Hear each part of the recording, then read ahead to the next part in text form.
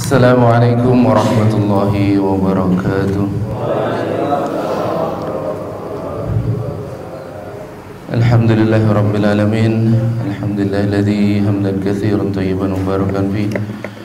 Asyhadu an la ilaha illallah wa asyhadu anna Muhammadan abduhu wa rasuluh. Allahumma shalli wa sallim wa barik ala sayyidina wa habibina wa syafi'ina wa maulana Muhammadin wa ala alihi wa sahbihi wa man tabi'ahu bi ihsanin ila yaumiddin. Rabbi shrah li sadri wa yassir li amri wa hlul 'uqdatam min lisani yafqahu qawli. Subhanaka la ilma lana illa ma 'allamtana innaka antal alimul hakim. Rabbi a'udzu bika min hamazatis syayatin wa a'udzu bika rabbi an yahdurun. Amma ba'du, alhamdulillahi rabbil alamin. Segala puja dan puji syukur marilah senantiasa kita panjatkan kepada Allah Subhanahu wa taala yang kembali memilih kita untuk bisa hadir di majelis ilmu, majelis yang penuh dengan keberkahan. Mudah-mudahan Allah Subhanahu wa taala menghitung setiap tapak langkah kaki kita yang kita tujukan ke masjid yang mulia ini sebagai pengukur dosa-dosa kita dan mempertinggi, meninggikan derajat kita di sisi Allah Subhanahu wa taala. Amin ya rabbal alamin. Salat dan salam mari kita sanjungkan kepada suri teladan kita baginda Nabi besar Muhammad sallallahu alaihi wasallam, kepada para keluarganya, kepada para sahabatnya, kepada para pengikutnya, dan mudah-mudahan kita yang di tempat ini pagi ini dalam rangka mengikuti sunnahnya, mempelajari apa yang dibawa, risalah yang dibawa olehnya, mudah-mudahan kita termasuk ke dalam golongan umat Nabi Muhammad yang telah mendapatkan syafaatul uzma di yaumil akhir nanti. Amin ya rabbal alamin. Bapak Ibu rahimakumullah, pada subuh pagi ini tahun 571 Masehi, 12 Rabiul Awal, pada waktu subuh lahirlah sosok mulia, sosok yang luar biasa,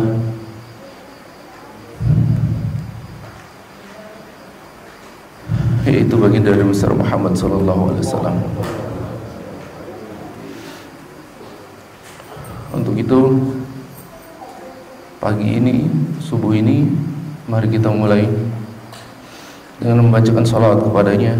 Mudah-mudahan salawat dan cinta, salawat salam kita yang senantiasa kita kirimkan, mudah-mudahan Allah catat, mudah-mudahan Allah menggolongkan kita kepada umatnya. Mari kita bacakan salawat seolah-olah kita melihatnya. Kita yakin bahwa salawat yang kita bacakan pasti akan beliau jawab. Seluruh salawat, baik salawat yang itu secara khusyuk kita terfokus kepadanya, maupun salawat yang terkadang kita hanya bercanda atau salawat yang seperti apa, tapi pasti beliau akan jawab salawat itu kepada kita. Maka mari kita mulai kajian pada pagi hari ini. Kita bacakan salawat kepada Nabi besar Muhammad sallallahu alaihi wasallam. Kita bayangkan bahwa beliau hadir, kita bayangkan bahwa beliau memandang kita, beliau pasti menjawab salawat kita. Maka marilah kita bacakan salawat kepada beliau. Ya Nabi salam alaika, ya Rasul salam alaika, ya Habib salam alaika, salawatullah alaika, ashraqal badru alaina, fat minhul buduru mithla husnik ma ra'ainak qattu ya wajah sururi. Allah ya Nabi salam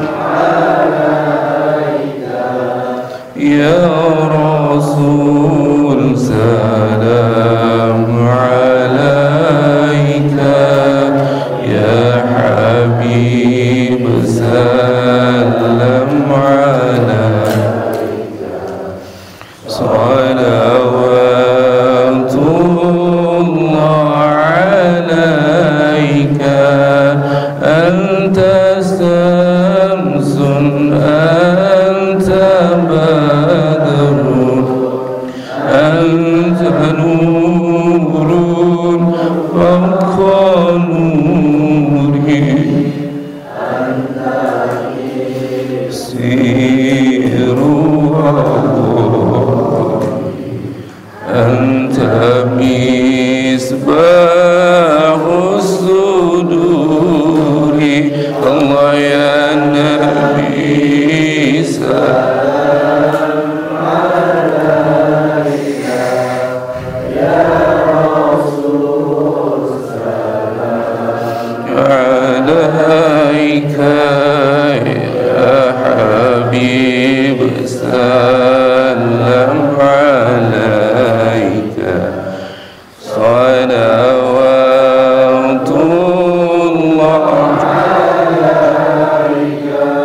ya Habibi ya Muhammad ya arusal khafi khairi ya muayyad ya mumajjad ya imaman kiblataini Allah ya Nabi salam alaika ya Rasul salam alaika ya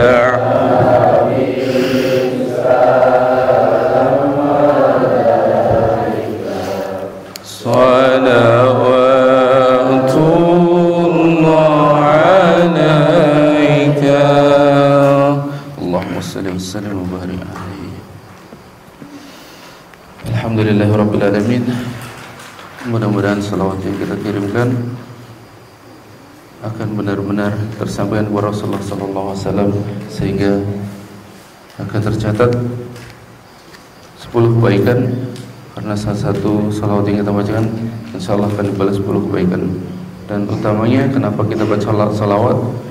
Kalau ada dari ulama kita mengajarkan salawat ini untuk ini, salawat ini untuk itu, salawat ini untuk menarik rezeki, salawat ketika kita baca 1000 kali misalnya itu akan mendatangkan rezeki. Tapi insya Allah lebih dari itu, salawat yang kita bacakan akan tersampaikan kepada beliau karena kita memang cinta kepada beliau, karena cinta kita kepada beliau, karena beliau adalah sosok yang memang pantas untuk kita kirimkan salawat dan salam. Baik, jamaah rahimakumullah, pertama-tama mohon maaf yang sebesar-besarnya karena saya tadi wallahu alam kesiangan, ketiduran karena semalam terlalu banyak badmintonnya kebanyakan kayak. Mohon maaf Pak Adi, Pak Ustadz, para asatidz dan para asatizah semuanya, Bapak Ibu rahimakumullah. Beberapa bulan yang lalu, 2 bulan yang lalu kalau tidak salah, kita sudah membahas tata cara sholat sesuai sunnah sampai dengan berdiri. Saya review sebentar karena sudah 2 bulan yang lalu kita bahas ini. Yang pertama tata cara sholat secara sunnah, yaitu yang pastinya berjamaah karena sholat bagi laki-laki terutama. Kemudian ketika berdiri jarak antara arah kaki kita itu menghadap ke kiblat dan juga jaraknya kurang lebih 1 jengkal, jarak antara kaki kanan dan kaki kiri. Kemudian menghadapkan pandangan mata ke tempat sujud, salah satu sunnah ketika berdiri, kemudian mengucapkan takbiratul ihram dengan lafaz Allahu Akbar tanpa jeda. Jadi bukan jeda pun tidak boleh lebih dari 2 nafas. Misalnya Allah, terus kemudian berhenti, baru Allahu Akbar, Allahu Akbar, itu tidak boleh seperti itu. Kemudian mengangkat kedua tangan sampai bahu, kemudian mengangkat tangan hingga sejajarkan ujung jari dengan batas bagian atas telinga seperti ini. Ibu jari sejajar dengan kuping bagian bawah, tangannya direnggangkan, kemudian juga dihadapkan ke kiblat. Kemudian saat menggenggam tangan kanan menggenggam tangan kiri. Kemudian diletakkan di antara dada dan pusar. Itu sunnah-sunnah yang sudah kita pelajari dalam beberapa pekan yang lalu. Kemudian memanjangkan rakaat pertama tidak sepanjang rakaat kedua. Jadi itu artinya apa? Surat-surat yang kita pilih pun kita pilihkan surat rakaat pertama itu lebih panjang dari rakaat kedua. Kemudian sunnah yang selanjutnya adalah membaca doa iftitah. Di sini doa iftitah yang kita ketahui sebenarnya ada banyak sekali doa iftitah, ada 7, ada kalau nggak salah ada sampai 7 doa iftitah. Terserah. Kalau di kami yang kami dapatkan dari guru-guru kami adalah doa iftitah yang Allahu Akbar kabira walhamdulillahi katsira subhanallahi bukratan wa asila. Tapi jika ada yang menggunakan Allahumma baik-baik ini juga dipersilahkan, tidak ada masalah. Tapi yang sampai di kami, yang diajarkan kepada kami adalah Allahu Akbar kabira walhamdulillahi katsira sampai akhir. Itu kita di sini tidak mempermasalahkan masalah huriyah.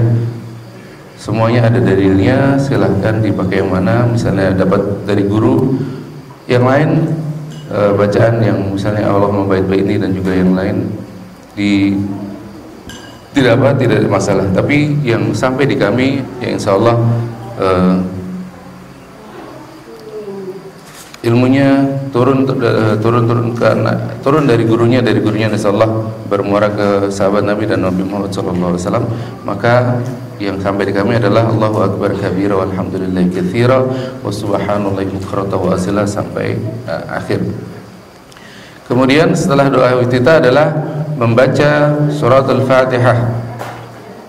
Membaca surat Al-Fatihah disyaratkan diucapkan dengan menjaga semua huruf tasjid panjang dan pendeknya. Maka ini wajibnya, pentingnya kita mempelajari tajwid,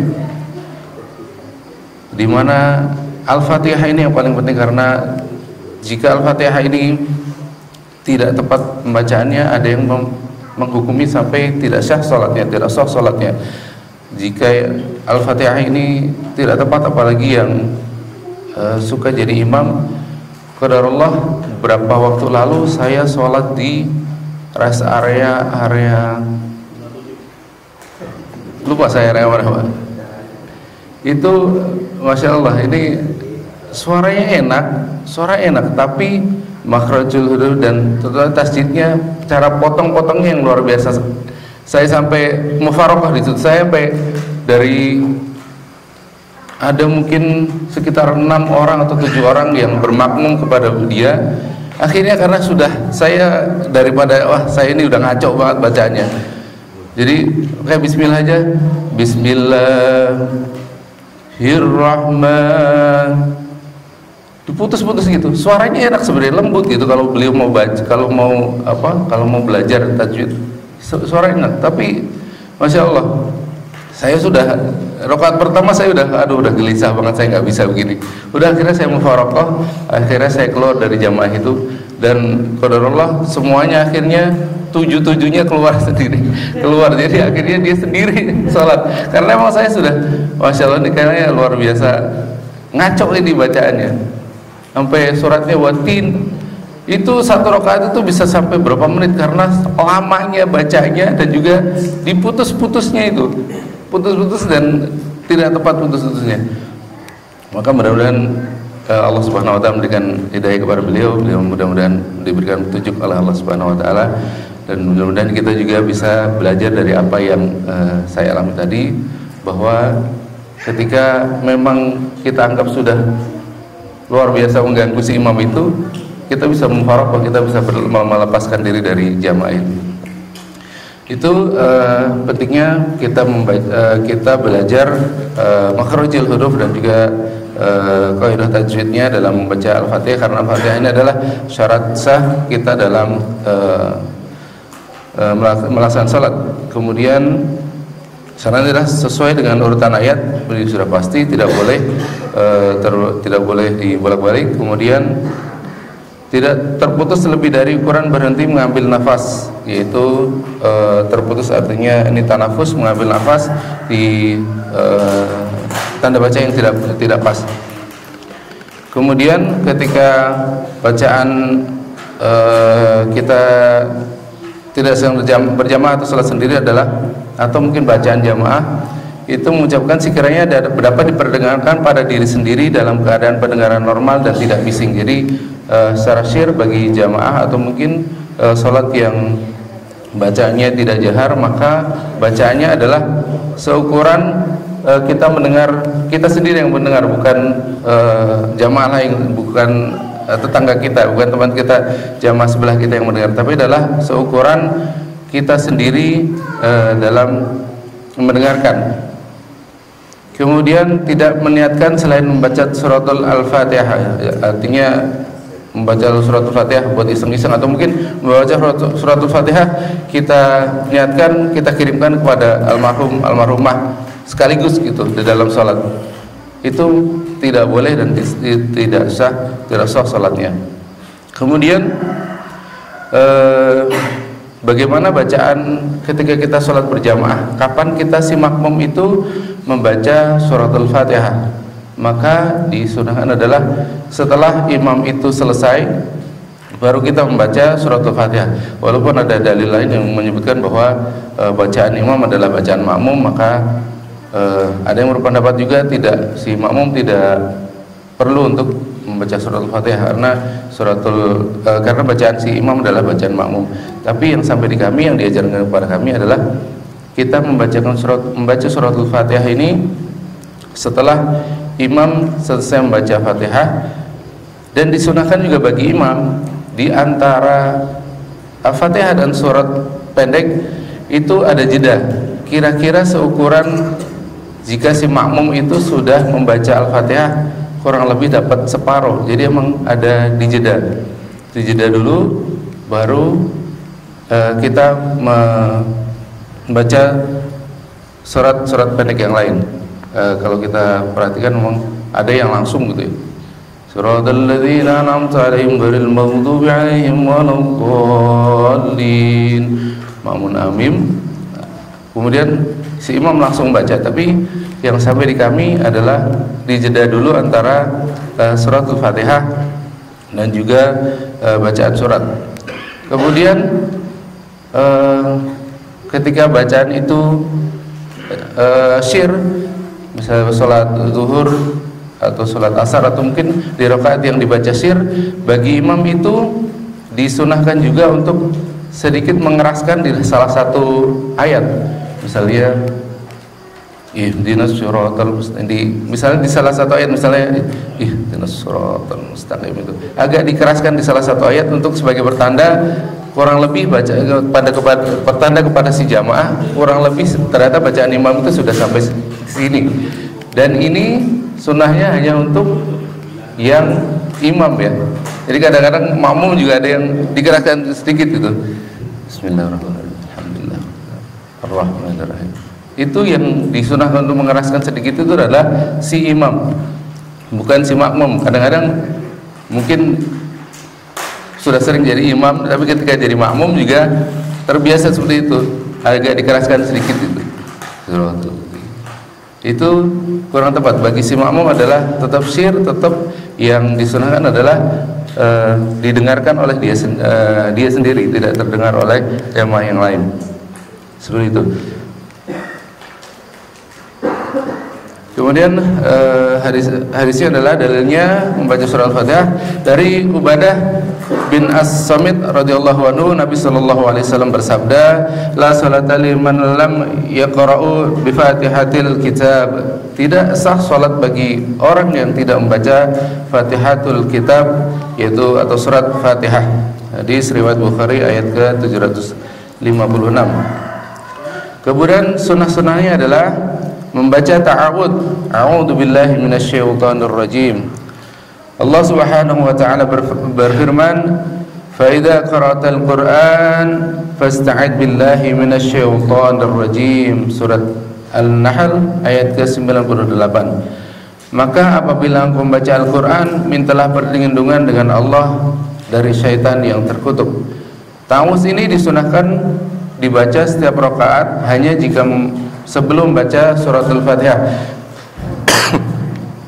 Jadi disunahkan membaca ta'awudz terlebih dahulu sebelum baca suratul Fatihah. Kemudian membaca basmalah.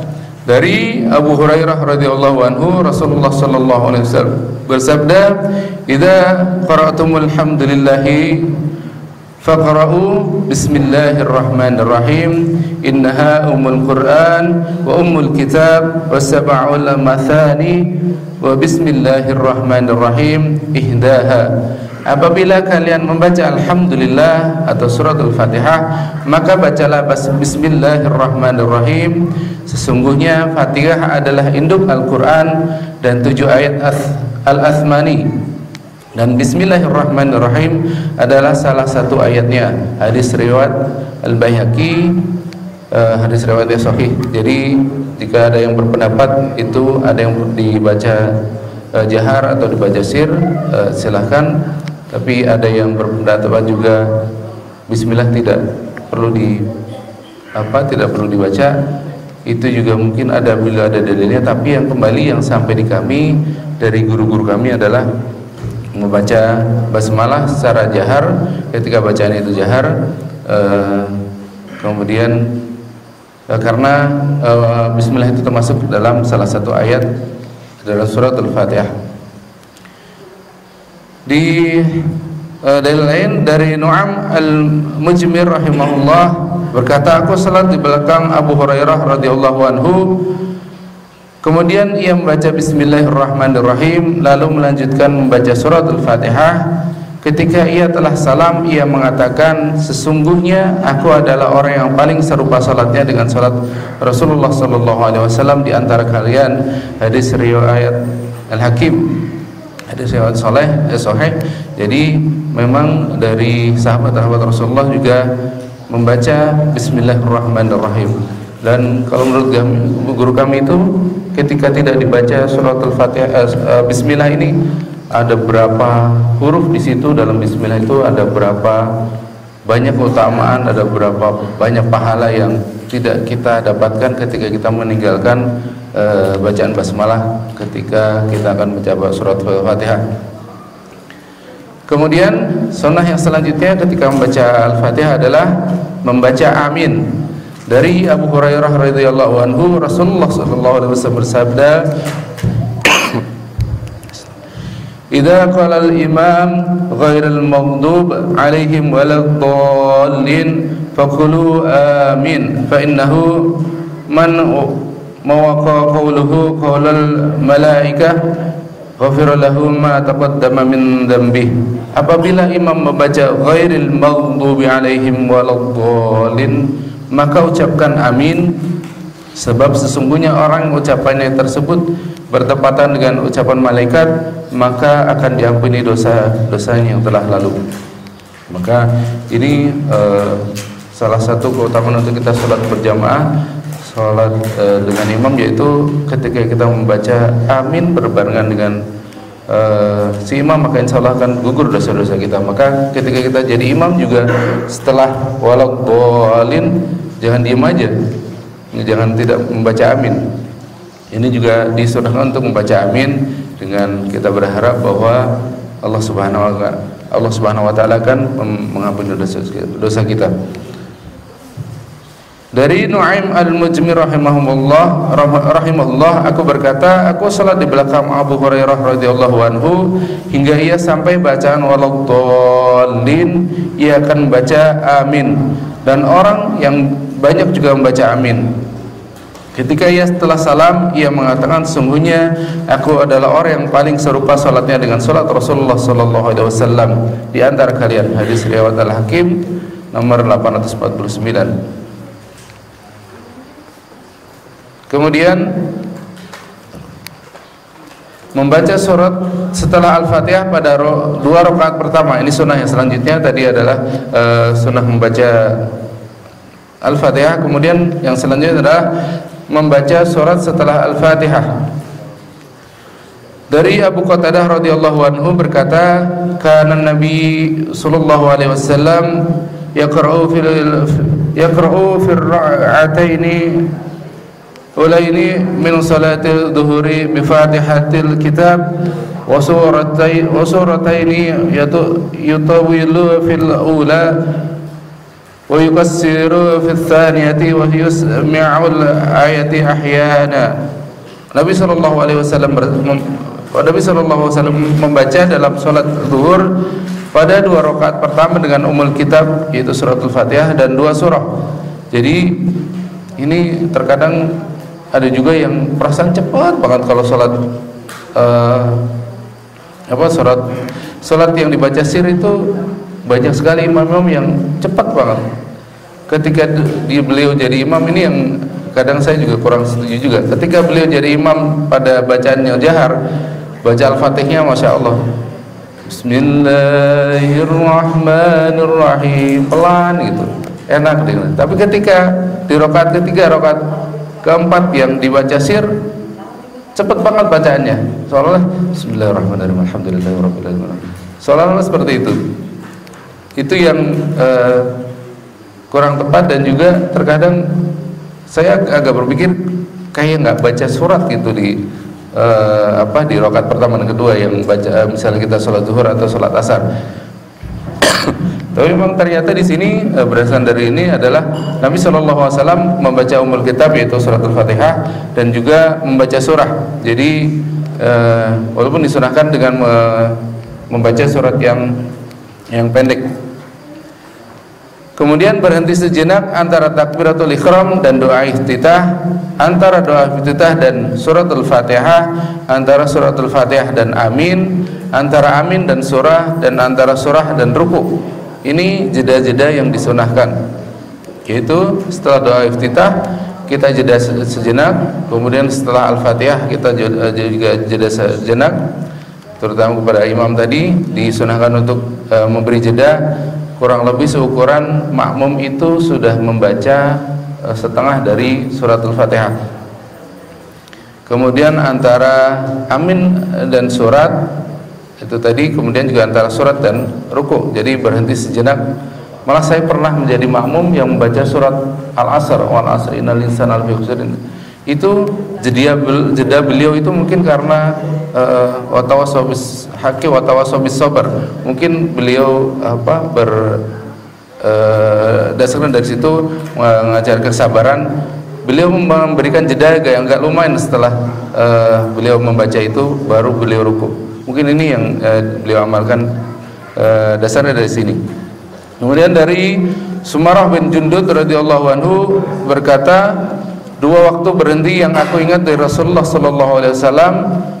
Sa'id, salah satu perawi, berkata, kami berkata pada Qatadah rahimahullah, di mana 2 waktu berhenti tersebut? Ia, Qatadah rahimahullah, menjawab, ketika beliau memulai salat, yaitu setelah takbiratul ihram, dan ketika beliau selesai membaca bacaan sebelum ruku. Kemudian setelah ia berkata, dan ketika beliau selesai membaca ghairil maghdubi alaihim waladdallin.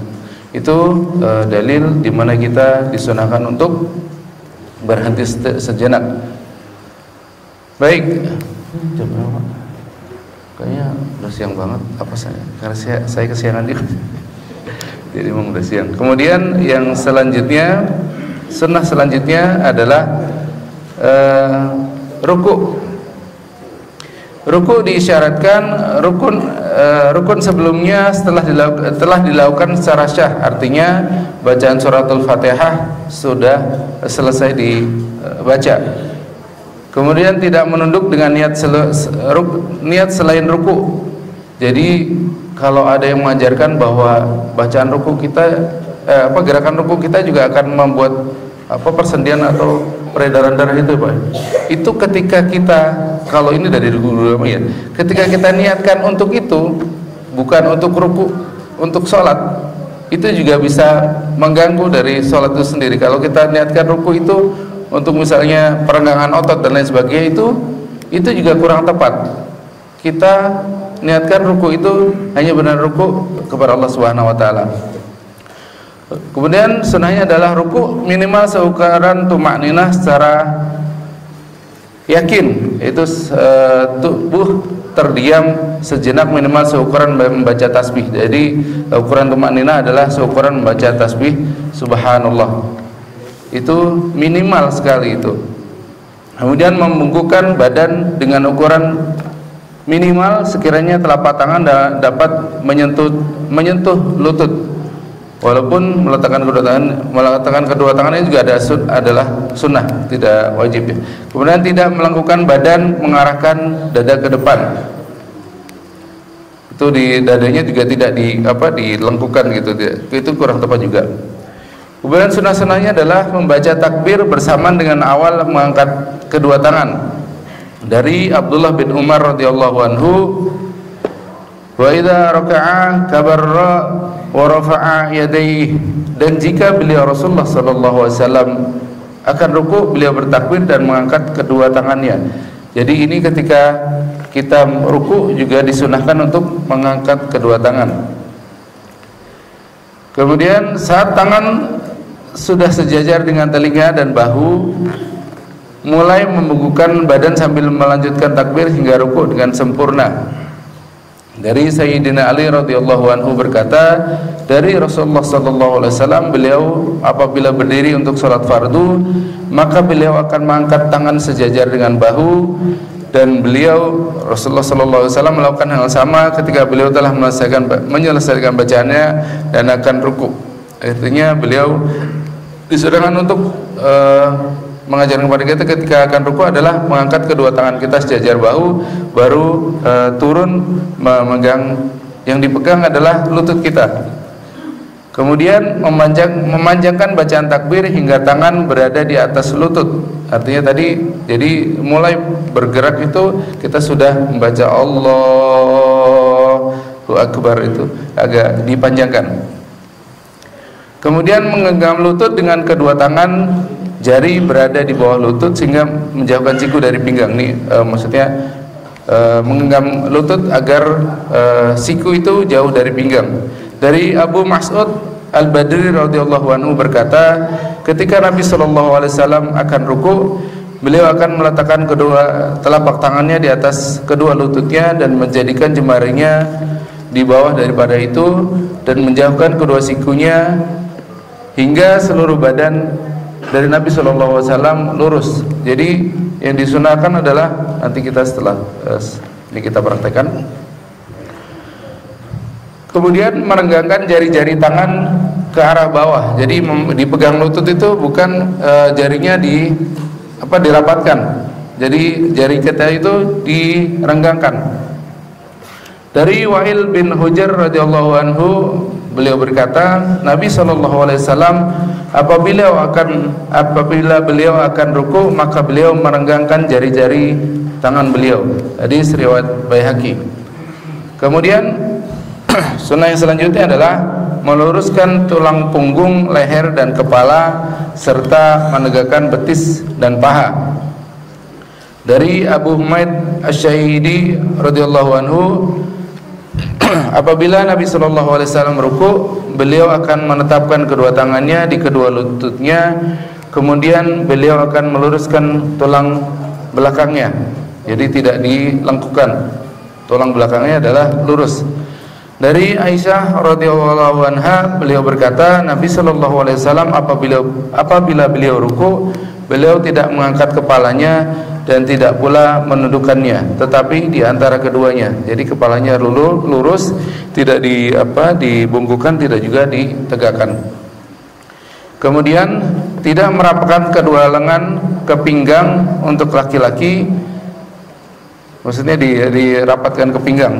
Ini agak dijauhkan dari pinggang.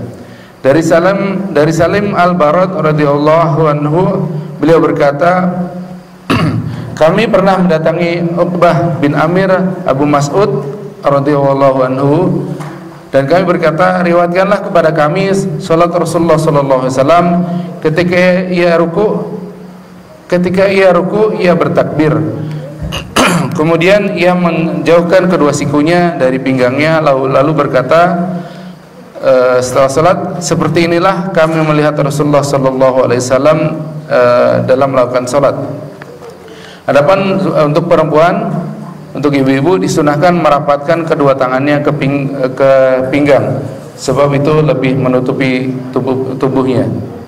Kemudian membaca ruku, Subhana rabbiyal azim wa bihamdi, ada juga yang mengatakan tidak pakai wa bihamdi, Subhana rabbiyal azim, silahkan, tapi Subhana rabbiyal azim wa bihamdi juga insyaallah ada dalilnya, ada tuntunannya sebanyak 3 kali.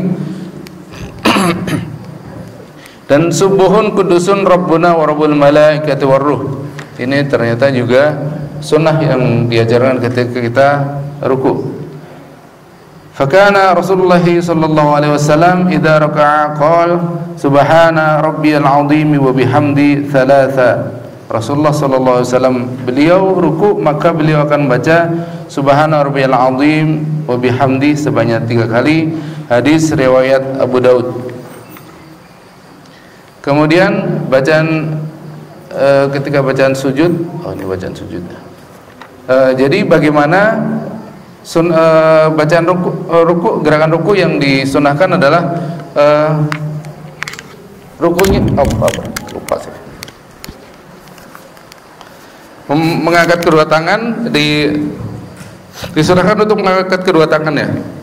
Jadi ketika ruku diangkat kedua tangannya, kemudian diletakkan di siku. Tadi jari-jari di bawah berada di bawah dengkul, apa namanya? Dengkul. Wah, lutut, Pak. Bapak Peter Mam. Di bawah lutut ya, Pak. Jadi tangannya juga direnggangkan. Untuk jari-jarinya direnggangkan memegang lutut. Kalau kita pernah lihat saudara juga, kadang-kadang biar rukunya biar sempurna, katanya biar lebih nunduk, ini pegangnya di bawah. Ada juga yang megang, tapi itu kurang tepat. Pegangnya adalah di lutut, kemudian tangannya direnggangkan, dan juga badan kita, punggung kita tidak boleh begitu, tidak boleh dilengkungkan, tapi adalah lurus saja. Dan untuk kepala kita juga tidak kurang tepat jika ditegakkan, dan juga terlalu nunduk juga tidak. Dari riwayat Aisyah radhiyallahu anha tadi adalah sedang, jadi tidak terlalu naik dan juga tidak terlalu ke bawah. Seperti itu sunnah dalam kita melaksanakan ruku. Saya rasa cukup sekian dulu, insyaallah nanti kita lanjutkan lagi bacaan sunnah sampai ruku. Insyaallah nanti akan dilanjutkan jika ada kita umur panjang. Insyaallah kita akan lanjutkan lagi dengan sunnah i'tidal dan juga sunnah-sunnah yang lain. Sekali lagi saya mohon maaf yang sebesar-besarnya atas keterlambatannya. Udah kayak Ustadz beneran ya ditungguin gitu. Padahal ya begitu. Sekali lagi mohon maaf, saya beristighfar kepada Allah Subhanahu wa taala, saya mohon ampun kepada Allah Subhanahu wa taala jika banyak yang saya sampaikan kurang tepat, dan juga ada yang salah. Yang benar itu dari Allah Subhanahu wa taala, yang salah dari diri saya sendiri. Mudah-mudahan Allah Subhanahu wa taala semakin memberikan kemudahan kepada kita untuk menuntut ilmu, untuk hadir dari majelis ilmu, tidak hanya di sini, dimanapun itu kita niatkan murni untuk mempelajari sunnah-sunnah yang diajarkan Rasulullah SAW. Kita niatkan untuk semakin mendekatkan diri kita kepada Allah Subhanahu wa taala. Mudah-mudahan Allah Subhanahu wa taala memberikan pemahaman kepada kita, memberikan kemudahan kepada kita untuk kita mempermudah jalan kita menuju surganya Allah Subhanahu wa taala. Amin ya rabbal alamin. Saya mohon maaf kepada para asatidz yang berada di sini, mungkin penyampaian saya kurang tepat, mungkin ada dari Pak Hadir yang sudah dipelajari juga agak berbeda, mungkin dari Ustaz Tommy yang dipelajari juga mungkin agak berbeda, atau mungkin nanti ada yang ditambahkan dari Ustaz Farhan. Kami persilahkan dari asatidz yang lain, kami persilahkan. Saya cukupkan dari saya. Hadanallahu wa iyyakum ajma'in. Assalamualaikum warahmatullahi wabarakatuh. Waalaikumsalam.